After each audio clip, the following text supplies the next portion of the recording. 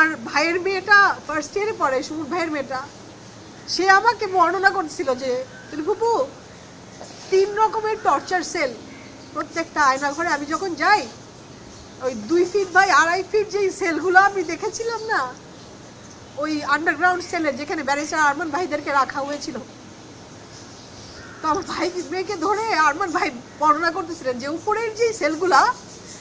সেগুলোতে থাকলে হয়তো কিছুটা সময় দম নিয়ে সহ্য করা যায়, কিন্তু রায়তা যখন বর্ণনা করতেছিল যে নিচের যে আন্ডারগ্রাউন্ড সেলগুলা 2 ফিট বাই 2.5 ফিটের, ওইখানে আসলে শ্বাস নিয়ে ওই অবস্থায়, ওই বদ্ধ অবস্থায় কতক্ষণ আর থাকা যায়, এই বাচ্চাটাকে আমি আসলে উত্তর দিতে পারি নাই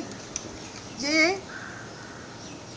গুম কমিশন যে তথ্যগুলো এখনো সামনে আনতেছে এবং তারা যে প্রক্রিয়া চালিয়ে যাচ্ছে ইনভেস্টিগেশনের, আমরা আমাদের তরফ থেকে চাবো যে আমাদের এই প্রক্রিয়াটা আরো রেট্রো স্পিডে যাক। যে আশাটা আমরা এই গভর্নমেন্টের কাছে করি, আমরা এখনো পর্যন্ত 12 বছরও বলেছি, এখনো বলেছি, যে সন্ধানটা আমরা চাই। আমার ভাইয়ের মতো আমার যেই ভাইরা, হাজারো ভাই যারা বাংলাদেশের, যেই পরিবারগুলো ওই পারে অপেক্ষা করে আছে এখনো প্রতিদিন গুনি, যে 700-800 আয়নাঘর বা সিক্রেট ডিটেনশন সেলের কথা বলা হয়, সেই 700-800 সেলে তাদেরকে কি অবস্থায় রাখা হয়েছিল, ভয়ঙ্কর রকম এই সেলগুলোর মধ্যে যে টর্চার করা হয়েছিল, সেই টর্চারের পরে তাদের কি অবস্থা হয়েছিল আইডেন্টিফাই করা, এবং প্রশাসনের যারাই হোক না কেন, এটা ডিজিএফআই হোক, র্যাব হোক, পুলিশ হোক, যেই আইন প্রয়োগকারী সংস্থার যারাই সংশ্লিষ্ট ছিল না কেন, তাদের প্রত্যেককে বিচারের আওতায় আনা হোক, ওই নামগুলো আসুক এবং তাদের ভিত্তিতে যেন আমাদের সামনে সত্যটা আসে। প্রত্যেকটা পরিবারের অধিকার আছে এটা জানার, যে আমার ভাইয়ের সাথে,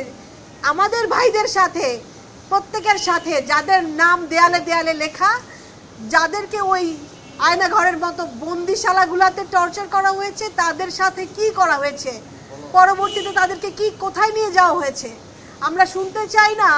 যে অনেকজন মানুষকে বুড়িগঙ্গায় না শীতলক্ষায় ভাসিয়ে দেওয়া হয়েছে, আমরা শুনতে চাই তাদেরকে কারা টর্চার করেছে, তাদেরকে সিক্রেট ডিটেনশন সেলে কোন গ্রুপ টর্চার করেছে, তাদের সাথে তাদেরকে যদি জীবিত রাখা না হয় তাদেরকে কারা মেরেছে,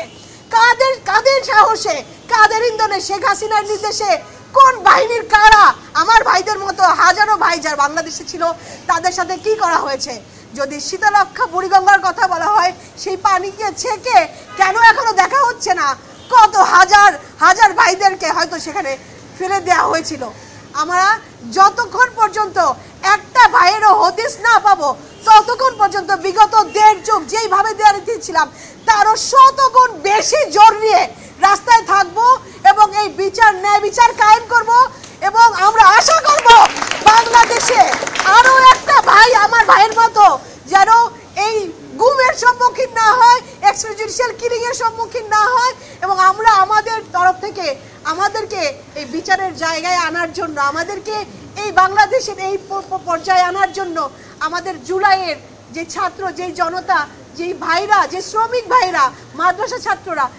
মাহফুজ ভাইদের নেতৃত্বে যারা আমাদেরকে এই জায়গায় এনেছেন, অনেক অনেক অসীম কৃতজ্ঞতা।